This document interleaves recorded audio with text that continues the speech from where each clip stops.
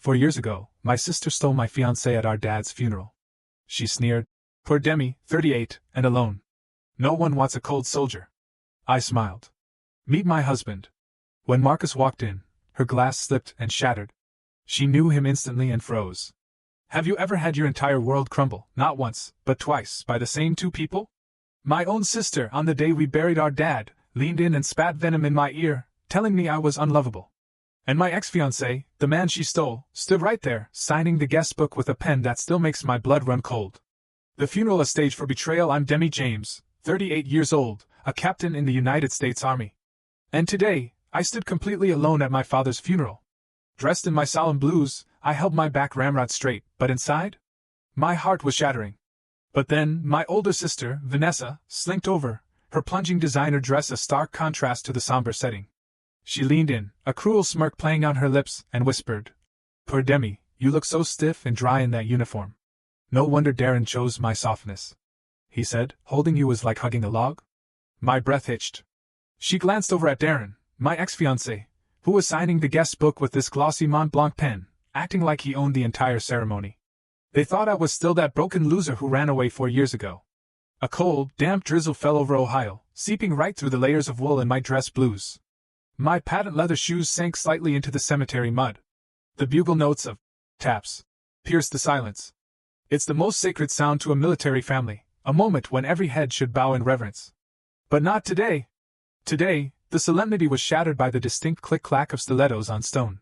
Vanessa approached again, a cloud of Chanel No. 5 suffocating the delicate scent of white lilies surrounding my father's grave.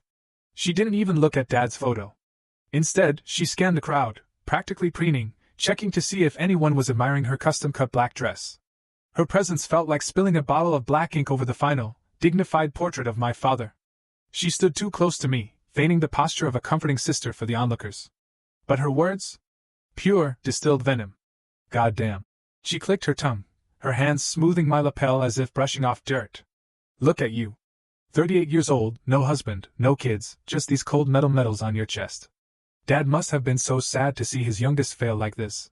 She leaned into my ear, whispering cruelly so no one else could hear. Darren was right.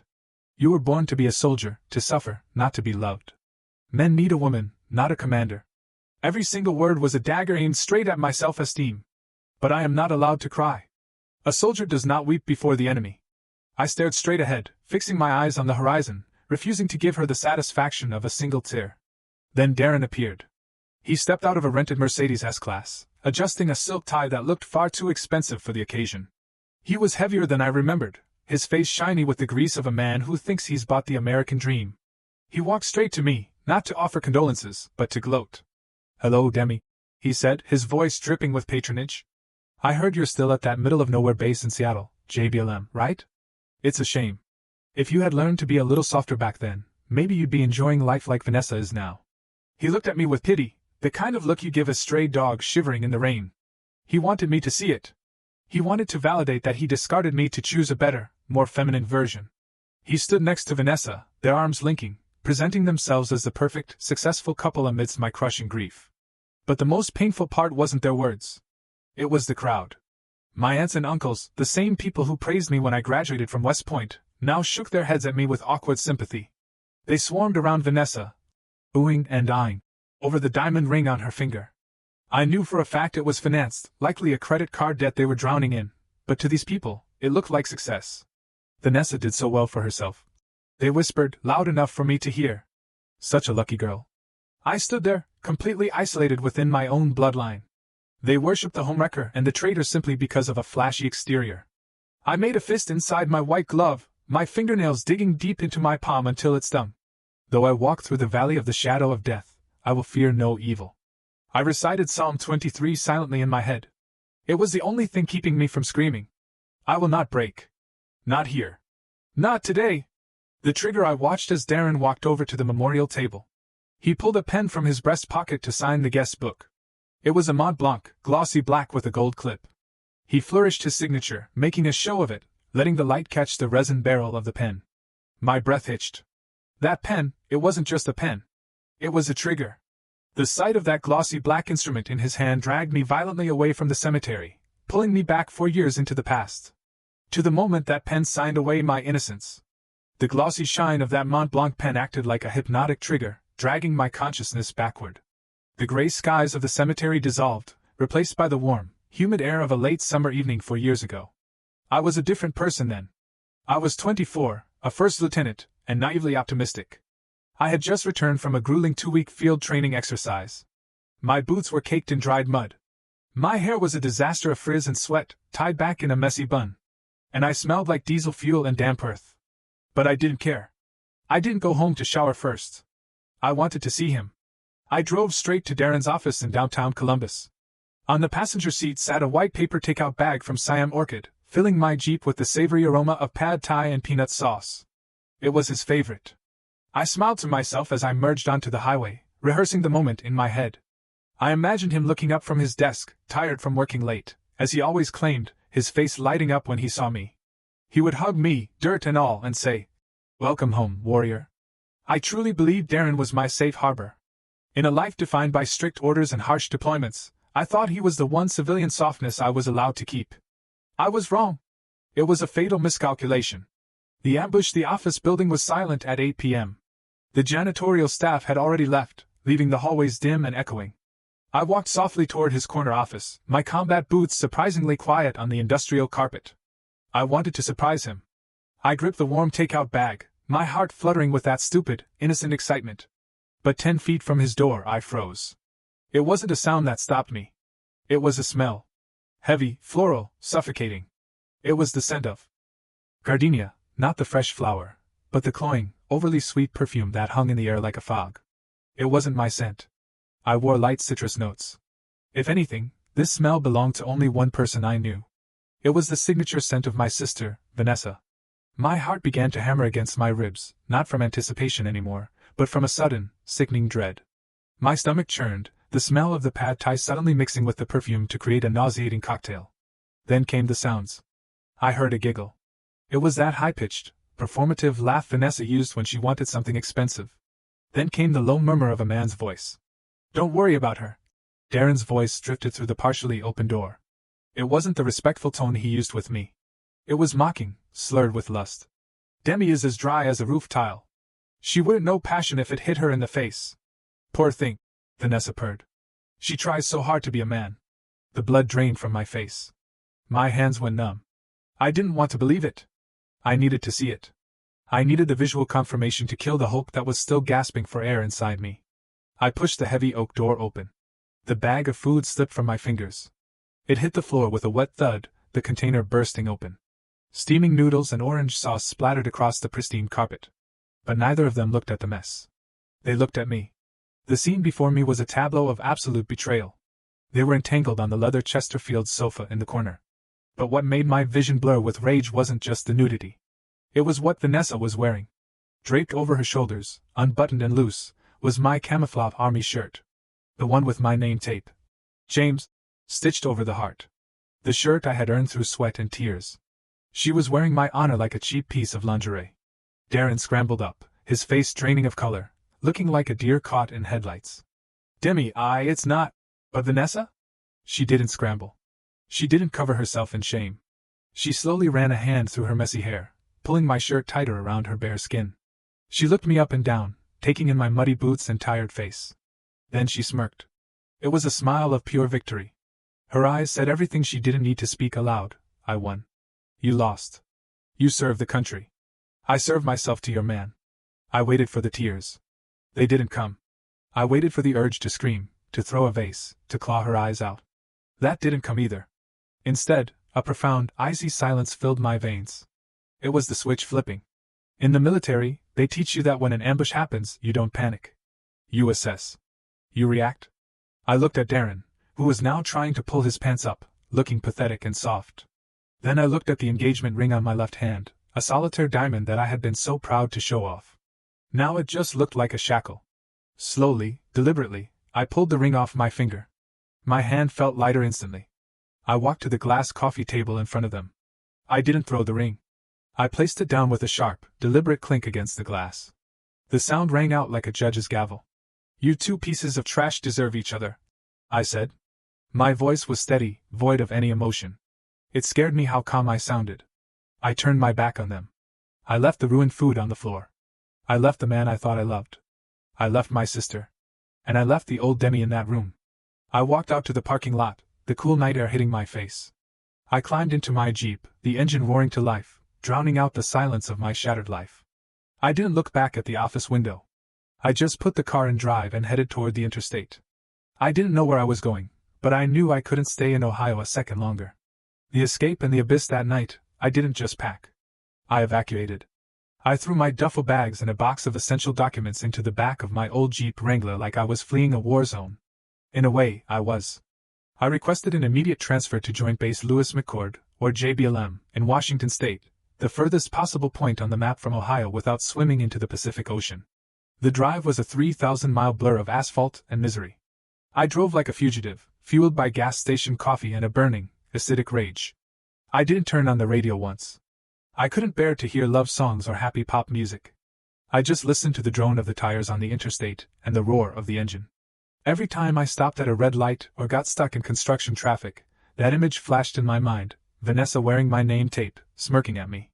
It haunted me across the cornfields of the Midwest, through the mountains of Montana, and all the way into the gray, drizzly embrace of the Pacific Northwest. I arrived in Seattle at dawn. The city greeted me with a heavy curtain of rain and a sky the color of a bruised plum. I had no friends here, no family. And thanks to the deposit I had put down on a wedding venue that wouldn't refund me, my bank account was running on fumes.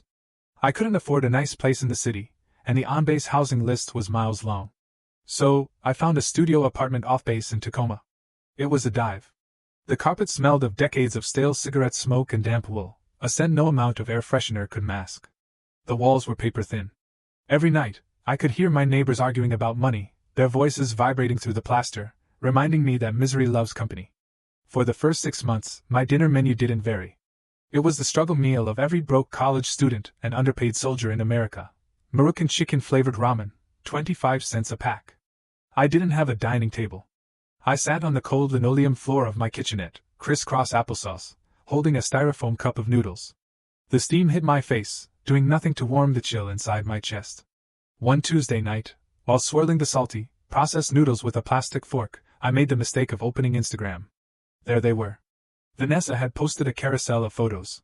She and Darren were at an all-inclusive resort in Cabo San Lucas. In one photo, they were holding tropical cocktails, the turquoise ocean glistening behind them. Vanessa was tanned, glowing, and wearing a diamond ring, my replacement, that caught the sunlight.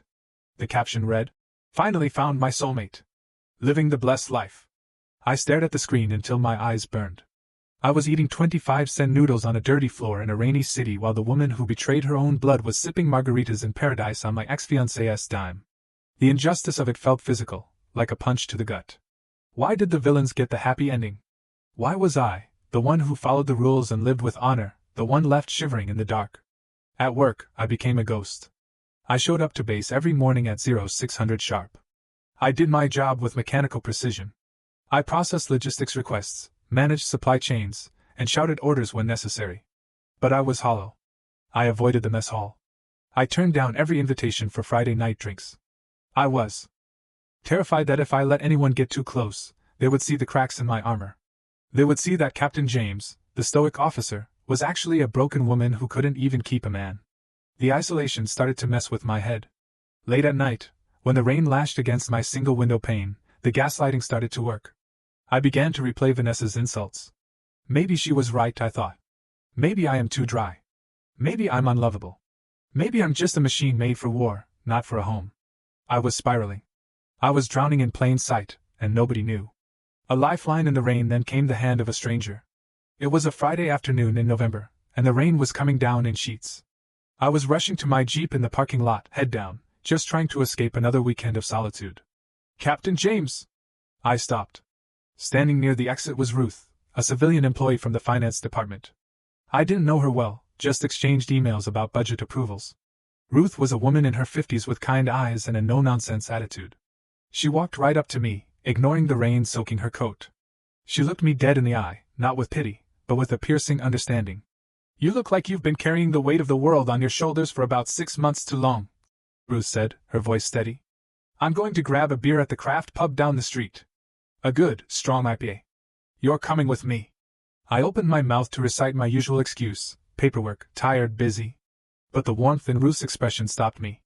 It was the first time in half a year someone had looked at me like a human being, not a rank. "Okay," I whispered. We went to a small, dimly lit bar that smelled of hops and wood polish. Ruth ordered a pitcher of local IPA. She didn't pry. She didn't ask about my family or why I looked so haunted. She just talked about her dogs and the terrible traffic on I-5. After the second pint, the dam broke.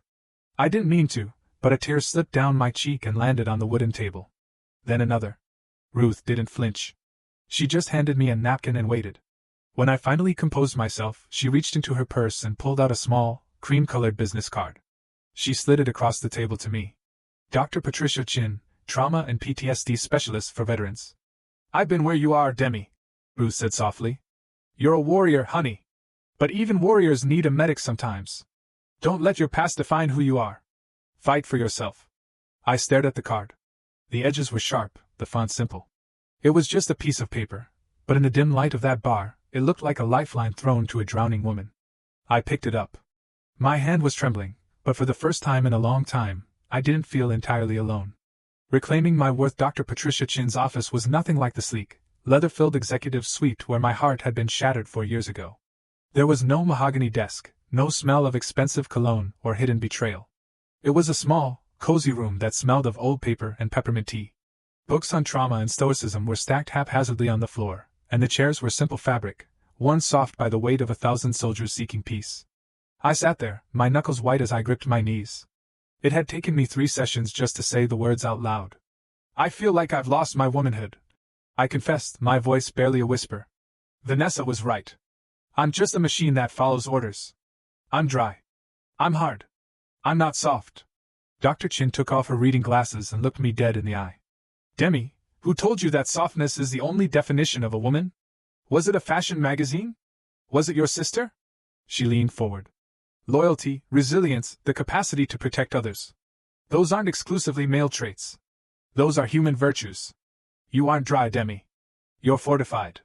That statement hit me like a bolt of lightning. For 4 years, I had let the villains of my story hold the pen. I had let a cheater and a narcissist define my value. Dr. Chin introduced me to the philosophy of Marcus Aurelius. Specifically, one concept that became my mantra: the best revenge is to be unlike him who performed the injury. If they were fake, I would be real. If they were cruel, I would be disciplined. That discipline started the next morning at 0430. Seattle was still wrapped in a thick gray duvet of fog when I laced up my running shoes. I hit the trail around Lake Washington. The cold dampness of the Pacific Northwest air burned my lungs, but I welcomed the pain. It was a clean pain. It was honest. I ran until my legs screamed.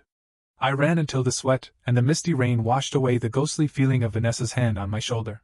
I remembered the oath I took when I joined the army: I will never accept defeat. Why had I applied that to the Taliban but surrendered to a family dispute? As the weeks turned into months, my body transformed. The stress weight melted away, replaced by lean muscle. My posture changed. I stopped looking at the pavement when I walked. I held my chin parallel to the ground. I had survived combat zones. I would survive the memory of Ohio. Discipline saved my body, but it was the chosen family that saved my heart. Ruth, the woman who found me in the rain, dragged me to a unit barbecue one Saturday. In the past, I would have made an excuse. I hated seeing happy families because they reminded me of what I didn't have. But this time, I went. The smell of charcoal and barbecue sauce hit me before I even opened the gate to Sergeant Miller's backyard. Rock music was playing from a portable speaker, and kids were running through a sprinkler on the lawn. Captain Miller shouted from the grill, waving a pair of tongs. "Grab a cold one. Ribs are almost done." Nobody asked, "Where is your husband?" Nobody looked at my ringless finger with pity. They just handed me a cold can of lager, and a paper plate piled high with potato salad and ribs. We laughed about the terrible coffee at the mess hall and debated which football team was going to blow it this year. In that backyard, amidst the laughter and the smell of grilled meat, I realized something profound. Family isn't just whose DNA you share. Family are the people who stand next to you in the trenches. Family are the ones who don't let you stand out in the rain. 6 months of therapy, running, and healing culminated in a single email. I was promoted. The notification hit my inbox on a Tuesday: Strategic Logistics Manager for the entire Northwest region. It was a massive step up, putting me in charge of multi-million-dollar defense contracts. To celebrate, I did something the old Demi would never have done. I drove downtown to the Nordstrom flagship store. I walked into the cosmetics department, ignoring the pastel pinks and soft nudes that Vanessa always said were ladylike. I went straight for the boldest shade I could find. It was a deep, rich burgundy. I remembered Vanessa's voice in my head. That color makes you look old, Demi. It's too aggressive. I bought it. I went to the car, flipped down the visor mirror, and applied the lipstick. It glided on smooth and dark, the color of a fine wine, or perhaps the color of dried blood on a bandage. I looked at myself in the rearview mirror. The woman staring back wasn't dry. She wasn't a victim. She looked powerful. She looked mysterious. She looked like someone you didn't want to mess with. I smiled, and my teeth looked white against the dark red. This wasn't makeup. This was war paint. I started the engine of my Jeep. I had a new rank, a new confidence, and a new mission. And little did I know, this new promotion was about to put me in a room with the man who would change everything. A new chapter. Marcus. The boardrooms of the Pacific Northwest were small, and I was about to walk into a meeting that would rewrite my destiny. My promotion to strategic logistics manager didn't just change my rank, it changed the room I was standing in. Instead of muddy field tents, I was now walking into high-level procurement meetings at the Pentagon's Western Regional Office. And that is where I met the man who would redefine everything I thought I knew about love. Marcus Hamilton was sitting at the head of the mahogany conference table. He was the CEO of Apex Defense, the largest military contractor in the region. Unlike the loud, flashy businessmen I was used to, men like Darren, who wore their wealth like a neon sign, Marcus exuded quiet luxury. He wore a charcoal gray suit that fit him so perfectly it had to be bespoke. There were no visible logos, no flashy gold cufflinks, but I knew the fabric was richer and more expensive than Darren's entire wardrobe combined. When I stood up to present my report on supply chain vulnerabilities, Marcus didn't check his watch. He didn't look at his phone. And most importantly, he didn't stare at my chest or my legs. He looked me dead in the eye. He listened. He took notes with a vintage fountain pen, his movements precise and deliberate. When I finished, the room was silent. Marcus capped his pen and leaned back. "Captain James," he said, his voice a deep, resonant baritone that commanded the room without shouting. "That was the sharpest analysis of the Pacific supply route I have heard in 5 years. You just saved my company and the taxpayers millions." He wasn't flattering me to get into my pants. He was respecting my brain. For a woman who had been told she was too dry and too rigid, being admired for my competence felt like drinking cool water after a long march in the desert. 2 weeks later, he invited me to dinner. He didn't take me to a 5-star hotel with a dress code where he could show me off like a trophy.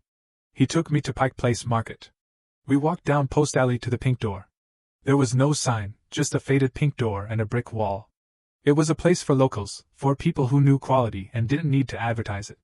We sat on the deck overlooking Elliott Bay, the ferry boats cutting through the dark water below. When the waiter arrived, I instinctively froze. My muscle memory from 4 years with Darren kicked in. Darren always ordered for me. "She'll have the garden salad, dressing on the side. We're watching her waistline." Marcus simply handed me the menu and smiled. "The lasagna here is legendary, but get whatever makes you happy, Demi." I ordered the lasagna, rich, cheesy, and full of carbs. And as we ate, we talked. We didn't talk about money or gossip. We talked about architecture, about the geopolitical shifts in Europe, about old jazz records. When we walked back to the parking garage, I braced myself to see a flashy sports car. Instead, Marcus unlocked a dark blue Volvo SUV. "A Volvo," I teased him, raising an eyebrow. "Safest car on the road," he said with a shrug, opening the door for me. "I don't need to prove I'm fast. I need to know I'm getting home in one piece." That was it. That was the moment I fell for him. Marcus was a mountain, solid, immovable, and safe. Darren had been a balloon, colorful, full of hot air, and waiting to pop. The universe's twisted sense of humor. 3 months later, the universe revealed its sense of humor. We were driving back from a weekend hike in the Cascades.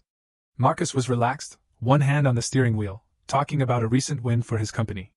"It was a headache," he admitted, chuckling darkly. "We were competing against this logistics firm from the East Coast for a $50 million government contract, a company called Mitchell Logistics." My heart stopped. I stared at his profile. "Mitchell Logistics?" "Yeah," Marcus continued, oblivious to my shock. "The guy running it, Darren Mitchell, I think. He tried to wine and dine the procurement officers, real flashy guy. But I had my team run a background check on his financials. The guy is drowning. He's leveraging debt to pay off debt. His books are cooked. We exposed it, and the DOD dropped him immediately." I looked out the window to hide the shaking of my hands. Darren. The man who told me I was nothing, the man who had built his life on a foundation of lies, was currently being dismantled by the man holding my hand. Marcus didn't even know he was my avenging angel. He was just doing business with integrity. And in doing so, he was destroying the man who lacked it.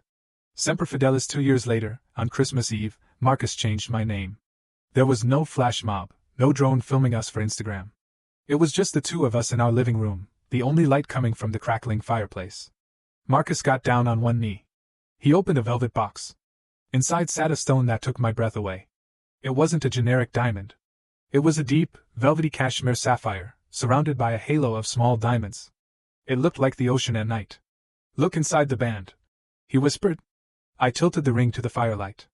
Engraved in the platinum were 2 words, Semper Fidelis. Always faithful.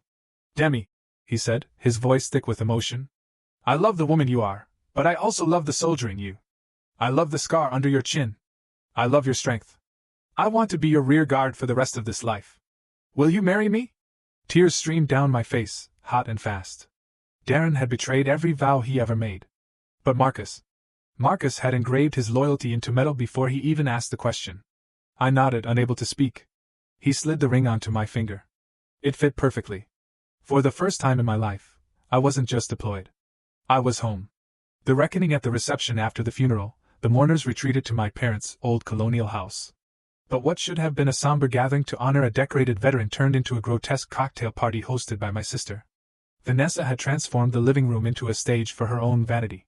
She was swirling a glass of Pinot Noir, laughing too loudly at jokes that weren't funny while Darren held court in the center of the room like a king. I, on the other hand, was being treated like the help. "Demi!" Vanessa snapped her fingers at me across the room. "We're out of ice. Go to the kitchen and get another bag. And honestly, can you change out of that costume? The uniform is making the guests uncomfortable. It's so aggressive." My jaw tightened until my teeth ached. She called my dress blues, the uniform I had worn while burying friends, the uniform I had sweat and bled for, a costume. I walked to the kitchen, gripping the silver ice bucket so hard my knuckles turned white. I looked around the house I grew up in. It was filled with strangers, business associates Darren had invited to network. They didn't know my father's favorite song. They didn't know he liked his coffee black. They were just here to stare at Darren's gold Rolex and listen to him brag about his upcoming $1 million projects. They were vultures picking at the carcass of my family's grief. I returned with the ice just as Darren tapped a spoon against his champagne flute. The room fell silent. "I'd like to propose a toast," Darren boomed, his face flushed with alcohol. He put on a mask of solemnity that was so thin it was transparent. "To my late father-in-law, a good man. And I want everyone to know that Vanessa and I have no regrets. Over the last few years, we spared no expense. We paid for the best doctors, the private nursing care, everything. We wanted him to have the best, regardless of the cost." The air left my lungs. A hot, blinding rage shot up my spine. He paid? The truth was, a ledger burned into my brain. I was the one who wired $3,000 home every month. I was the one who took out a personal loan to pay for the hospice care because his insurance didn't cover it. I was the one eating 25-cent ramen noodles in a freezing apartment in Tacoma so that Dad could have dignity in his final days. Darren and Vanessa hadn't contributed a single dime. They had sent fruit baskets. And now he was standing there, stealing my sacrifice to polish his own ego. He was building a monument to his generosity on the foundation of my poverty. The crowd murmured their approval. "Such a good son-in-law," my aunt whispered. "So generous." I wanted to scream. I wanted to flip the table. But before I could move, Vanessa glided over to me, looping her arm through Darren's. She looked at me with a sickeningly sweet smile, the kind a predator gives before the kill. "You know, Demi," she said, her voice projecting so the whole room could hear. "Darren and I were talking. We think it's time you stop this soldier phase. It's been long enough." She paused for effect. "You should discharge. Come home. Darren is willing to hire you at his logistics firm. You can be his executive assistant. You'd make double what the army pays you, and the work is much more suitable for a woman your age. You know, making coffee, scheduling appointments, organizing files. It's better than running around in the mud pretending to be a man." The room erupted in polite, chuckling laughter. My relatives nodded in agreement. "That's a great offer, Demi," Uncle Bob said, raising his beer. "You should take it. Maybe you'll finally find a husband if you're in a corporate office." That was it. The final line had been crossed. They weren't just insulting me anymore. They were spitting on the flag I served. They were reducing a captain in the United States Army, a woman who managed multi-million-dollar supply chains and commanded soldiers, to a coffee girl. They thought my worth was zero because I didn't have a husband or a flashy car. The sadness evaporated. In its place, a cold, crystalline clarity took over. It was the zone. The heartbeat slows. The vision sharpens. The target is locked. I set the ice bucket down on the coffee table. Thud. The sound was heavy enough to cut through the chatter. I slowly pulled off my white gloves, finger by finger, and tucked them into my belt. I looked at Vanessa, then turned my gaze to Darren. "Thank you for the offer," I said. My voice wasn't loud, but it had the steel timbre of a command, and it silenced the room instantly. "But I'm afraid I can't accept." "Don't be proud, Demi," Darren scoffed, swirling his drink. "It's charity. Take it." "I can't take it," I continued, my eyes boring into his. "Because my husband wouldn't be very happy if I quit my career to work for a company that is currently filing for Chapter 11 bankruptcy." The silence that followed was absolute. You could hear a pin drop. Darren's face went from flushed to ghost pale in a millisecond. "Excuse me?" he choked out. "Your husband?" Vanessa let out a shrill, nervous laugh. "Husband? Oh, Demi, honey, have you lost your mind? Did you hire an actor to impress us? You're delusional, aren't you?" I reached into my pocket and pulled out my phone. I didn't look at them. I looked at the screen. If you've ever felt that rush of knowing your moment has arrived, you know what I mean. I typed a single message to the contact saved as "My North Star. Time on target. Execute." I hit send. "I'm not the one pretending, Vanessa," I said softly. "But the man outside, he doesn't pretend." At that exact moment, the heavy oak front door vibrated with an authoritative ding-dong. It wasn't a polite knock. It was a summons. The reckoning had arrived. The commander arrives after I dropped the bomb about my husband and the bankruptcy. The silence in the living room lasted exactly 3 seconds. Then the room exploded into laughter. It wasn't a warm, genuine laugh. It was jagged and hysterical, led by Vanessa. She threw her head back, the sound of her cackle echoing off the walls like shattering glass. "Your husband?" she gasped, wiping a tear of mirth from her eye. "Oh, Demi, honey, I knew you were desperate, but I didn't think you were delusional. What did you do? Hire some struggling actor from a local theater group to come here and pretend to love you?" Darren shook his head, looking at me with that same nauseating mixture of pity and condescension. He walked over and patted my shoulder, his hand heavy and patronizing. "Demi," he said, lowering his voice to a stage whisper so everyone could hear how caring he was. "I get it. It's hard seeing us so successful while you're stuck. But lying like this, it's a cry for help. Maybe I should call a professional. I know a good psychiatrist who deals with midlife crises and pathological lying." The guests nodded in agreement, sipping their wine, whispering behind their hands. "Poor thing," they mouthed. "She's finally snapped." They didn't believe me. In their narrow, materialistic worldview, it was physically impossible for a woman like me, dry, career-focused, and unadorned, to attract a man, let alone a husband. Their contempt had reached the pinnacle of ignorance. They were standing on the deck of the Titanic, mocking the iceberg, completely unaware that the hull had already been breached. 50 yards away, the atmosphere was entirely different. A black Cadillac Escalade, sleek and ominous like a shark in dark water, idled at the curb. Rainwater beaded on the bulletproof glass, reflecting the gray Ohio sky. Inside, the air was conditioned to a perfect 68 degrees, smelling faintly of leather and expensive cologne. Marcus Hamilton sat in the back seat. He wasn't laughing. He was adjusting his white gold cufflinks with surgical precision. On his lap sat an iPad Pro, the screen glowing with a dossier that would end Darren Mitchell's career. Federal tax liens totaling $400,000. Marcus murmured to himself, scrolling through the PDF. Payroll missed for the last 3 months.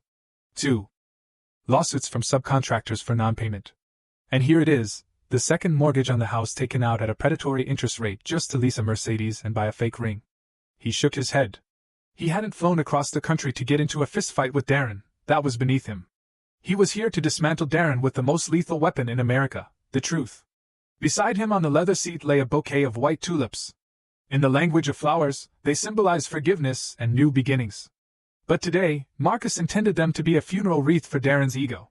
"Sir," his driver and head of security, a massive man named Silas, spoke from the front. "We are clear.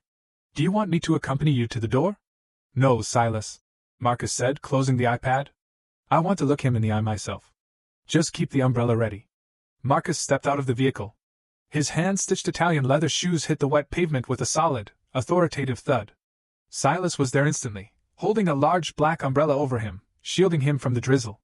As Marcus walked up the driveway, neighbors walking their dogs stopped to stare. In this quiet suburban neighborhood, Marcus didn't look like a guest. He moved with the easy, terrifying confidence of a general entering a territory he had already conquered.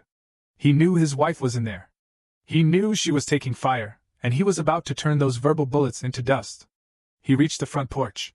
He didn't knock. He pressed the doorbell. Ding dong. The chime cut through the laughter inside the house like a knife. "Who is that now?" Vanessa drawled, annoyed that her performance was interrupted.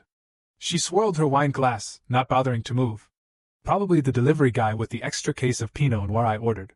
Demi, get the door, will you? And tell him to take the empty boxes with him." She waved her hand at me, dismissing me like a servant for the 10th time that day. I stood up slowly. I didn't look at the door immediately. I took a second to brush an invisible speck of dust from my blue uniform. I smoothed the fabric over my heart, feeling the steady rhythm of my own pulse. I wasn't afraid anymore. I felt a strange, vibrating excitement, the adrenaline of a soldier hearing air support arriving overhead.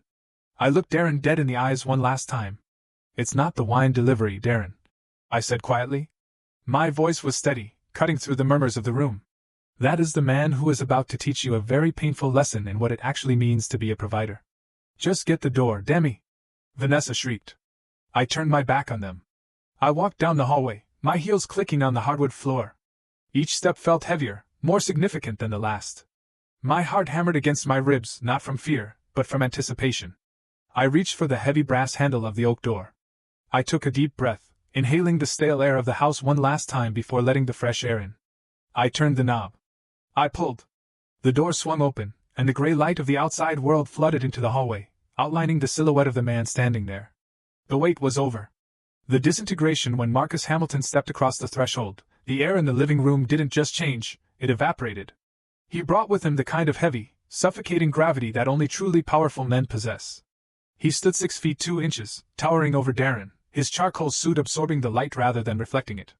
He didn't look at the stunned guests holding their cheap appetizers. He didn't look at Darren, who was frozen mid-laugh. He walked straight to me, his strides measured and calm, parting the crowd like the Red Sea. He stopped in front of me, ignoring the chaos of the room entirely.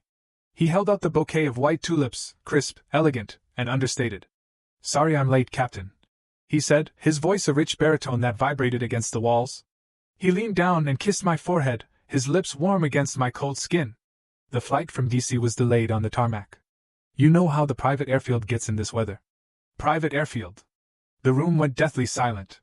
Vanessa, who had been holding her glass of Pinot Noir like a scepter, stared at Marcus. Her eyes darted from the cut of his Italian suit to the watch on his left wrist.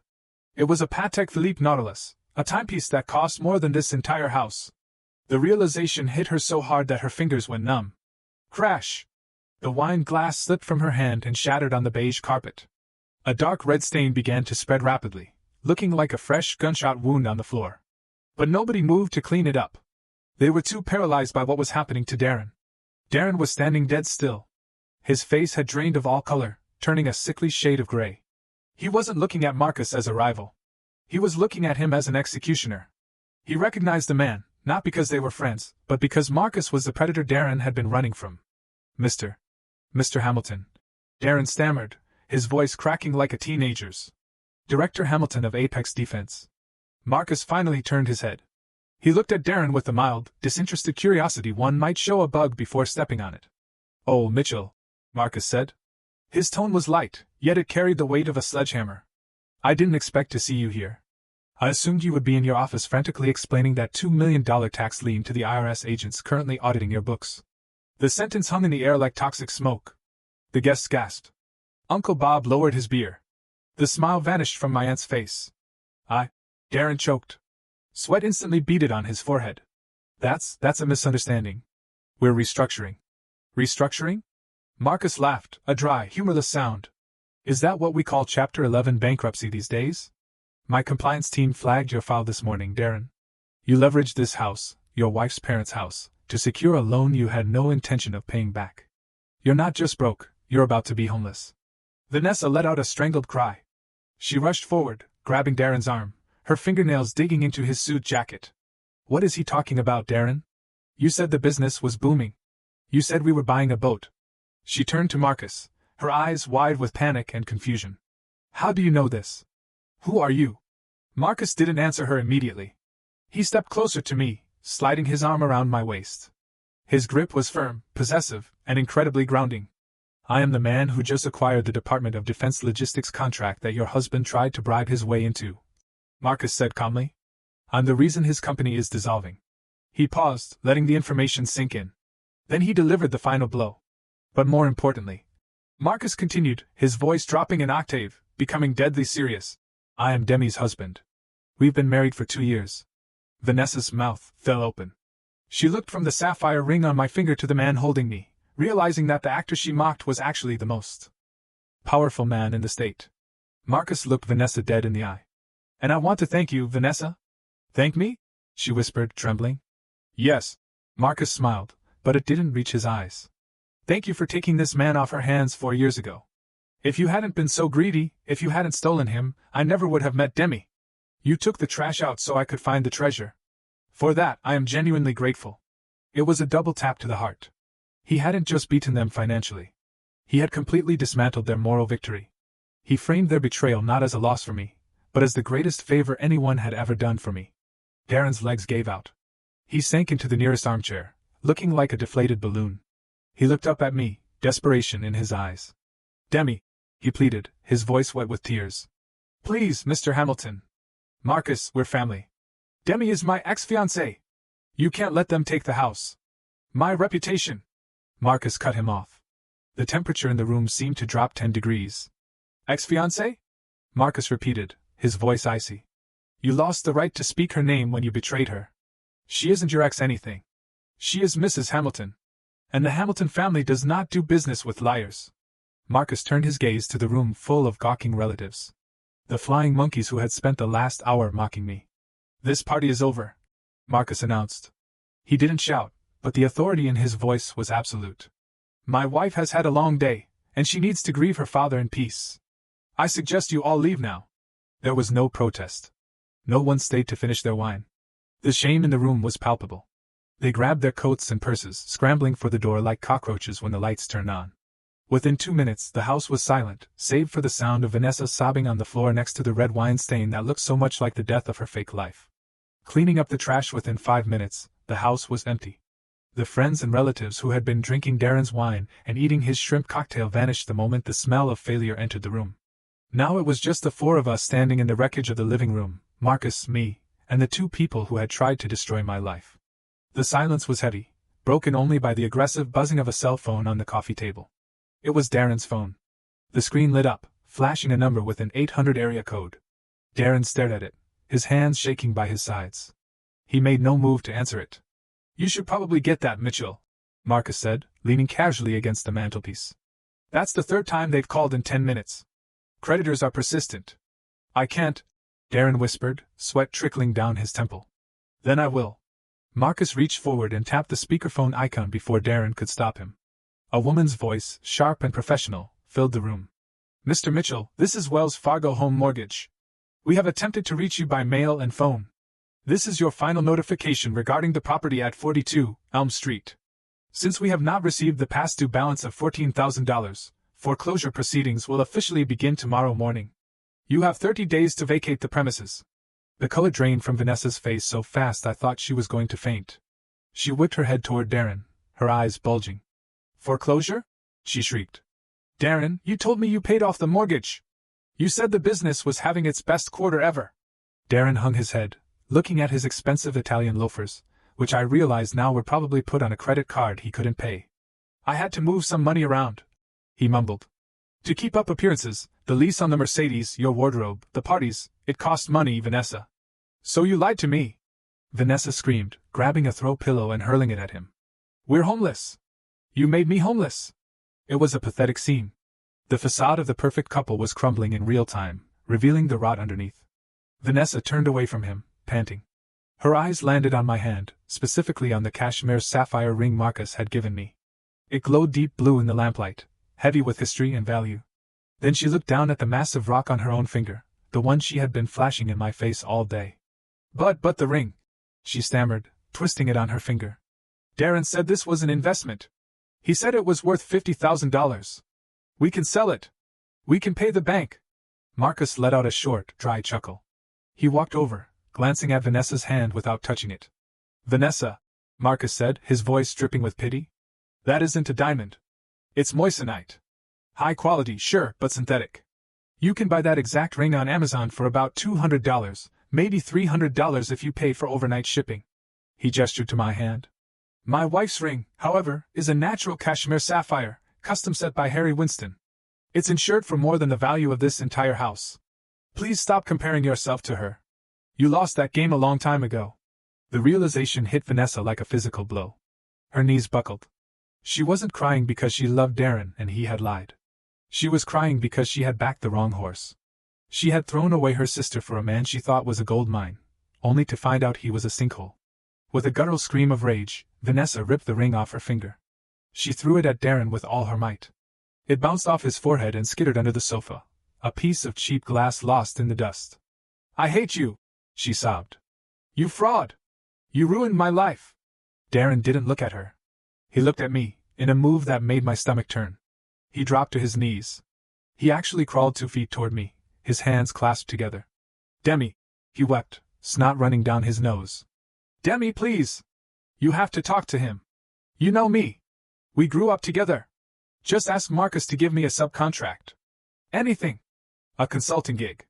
I just need a lifeline. He reached out, trying to grab the hem of my pants. I took a sharp step back. Don't, I said, my voice cold. Please, Demi, he wailed. Do it for Mom and Dad. What would they think if they saw me like this? They loved me like a son. They wouldn't want me on the street. A wave of nausea washed over me. He dared to invoke my parents. The parents whose medical bills he ignored. The parents whose funeral he turned into a networking event. Do not speak about my parents, I said, pointing a finger at him. You stood in front of their casket today and lied about paying for their care. You insulted my rank. You tried to hire me as a secretary to humiliate me. And now you want me to save you? I looked down at him, a man I once thought was the love of my life. He looked so small now, so pathetic. No, Darren, I said. I won't save you. You are a grown man. You made your bed with lies. Now you have to sleep in it. Clean up your own trash. I felt a hand on the small of my back. Warm, solid. Let's go, Demi, Marcus said softly. The air in here is getting toxic. We turned around and walked toward the front door. Behind us, the sounds of chaos erupted again. Vanessa was screaming about her credit score. Darren was sobbing. They were turning on each other. 2 drowning people trying to climb on top of one another to survive. I stepped out onto the porch. The rain had stopped. The night air of Ohio was cold, crisp, and incredibly clean. I took a deep breath, filling my lungs with it. I walked down the steps to the waiting Cadillac. I didn't look back at the house. I didn't need to. That life, the life of the victim, the life of the dry sister, the life of the woman who wasn't enough, was dead. It died in that living room. I climbed into the car, and for the first time in 4 years, the knot in my chest completely uncoiled. I had won. And I didn't even have to fire a single shot. Home, the flight back to Seattle was quiet.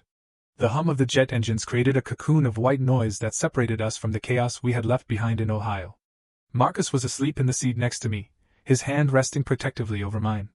In my lap lay the only thing I had taken from my parents' house before leaving, my father's old leather-bound journal. I had found it tucked away in the bottom drawer of his desk, hidden beneath stacks of medical bills that I had paid. My hands trembled as I opened it to the last entry, dated just 3 weeks before he died.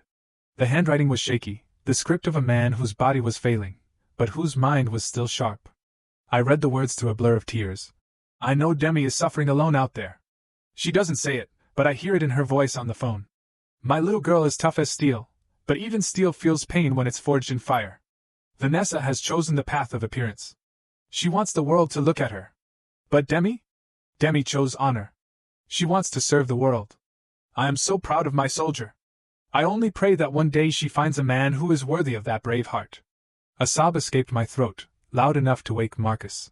He didn't ask what was wrong. He saw the book, saw my face, and simply pulled me into his chest. I buried my face in his shirt, letting go of the last jagged piece of resentment I had been carrying. I hadn't been invisible. Dad had seen me. He had always seen me. I wasn't the black sheep. I was the quiet shepherd he trusted. I wasn't alone. 2 weeks later, the final test arrived in the form of a vibration on my phone. I was in the kitchen making coffee when a text message popped up. It was from Vanessa. It was a long, rambling block of text, devoid of any punctuation or apology. Demi, you have to help me. Darren took the car and left. He left me with nothing but the dead. The bank is coming on Monday. I have nowhere to go. You're rich now. You have to send me $10,000 just a loan, please. We are sisters. Family helps family. I stared at the screen, reading the words. Family helps family. The audacity was breathtaking. This was the woman who told me I was unlovable. The woman who wore my uniform as a joke. The woman who tried to make me her husband's secretary. And now, when the ship she drilled holes in was sinking, she wanted me to throw her a life vest made of cash. I looked out the kitchen window. In the backyard, under the soft gray drizzle of the Seattle morning, Marcus was kneeling in the dirt. He was planting the bulbs we had bought earlier that week. I looked back at the phone. 4 years ago, I would have sent the money. I would have tried to buy her love. But I wasn't that woman anymore. I didn't type a reply. I didn't lecture her. I simply tapped the small eye icon in the corner of the screen, scrolled down to the bottom, and in red text pressed block caller. The message disappeared. The connection was severed. It wasn't an act of cruelty. It was an act of self-preservation. I realized I had no responsibility to save the people who had tried to drown me. I put the phone down on the counter and walked out the back door. The air outside smelled of wet earth and pine needles, the signature scent of the Pacific Northwest. I walked over to the garden bed and knelt beside Marcus. My knees sank into the damp soil, ruining my clean sweatpants. But I didn't care. Everything okay, Captain? Marcus asked, wiping a smudge of dirt from his cheek. I looked at the row of white tulips he had just planted. In the spring, they would bloom, strong, resilient, and pure. White tulips for forgiveness. Not forgiveness for them, but forgiveness for myself. Forgiving myself for staying too long. Forgiving myself for believing I wasn't enough. I'm okay, I said, grabbing a trowel to help him cover the bulbs. Actually, I'm better than okay. I'm home. We spent the rest of the morning in silence, working the earth, our hands dirty and cold, but our hearts full. Real happiness wasn't found in the clinking of champagne glasses or the applause of a fake crowd. It was here in the quiet, in the dirt, with the one person who knew my soul. An hour later, I stood in front of the full-length mirror in our bedroom. I was dressed in my uniform. The blue fabric was crisp, the golden buttons gleaming under the lights. I ran my finger over the ribbons on my chest. Each one a story of survival. Then I touched the faint scar under my chin. Darren had called it a flaw. Marcus called it a mark of courage. Today, I just called it me. I reached for the tube of lipstick on the vanity, burgundy, deep, dark, and unapologetic. I applied it carefully, pressing my lips together. The color was bold against my skin. It was the color of a woman who had walked through hell and came out holding the torch. I adjusted my collar and squared my shoulders. I had a unit to lead. I had logistics to manage. I had a life to live. Life is a battlefield. We all take hits. We all get betrayed. We all have moments where we are standing in the rain eating ramen noodles, wondering if we will ever be warm again. But as I looked at my reflection, I knew the truth. My name is Demi James. I was a victim. Then I was a survivor. Now I am a victor. And if you're out there standing in your own valley of shadows, listen to me. Do not drop your weapon. Do not let them define you. The night is long, but I promise you, the dawn is coming. Conclusion and call to action. Looking back, the most expensive lesson I paid for wasn't about money. It was about definition. For years I allowed Vanessa and Darren to hold the pen that wrote my life story. They labeled me cold, unlovable, and broken. And for a long time, I believed them. But here's the truth I want you to take with you today. Your value does not decrease based on someone else's inability to see your worth. Just because a customer at a yard sale thinks a diamond is a piece of glass, that doesn't change the nature of the stone. It is still a diamond. You must be the guardian of your own price tag. When the world tries to discount you, have the courage to double the price.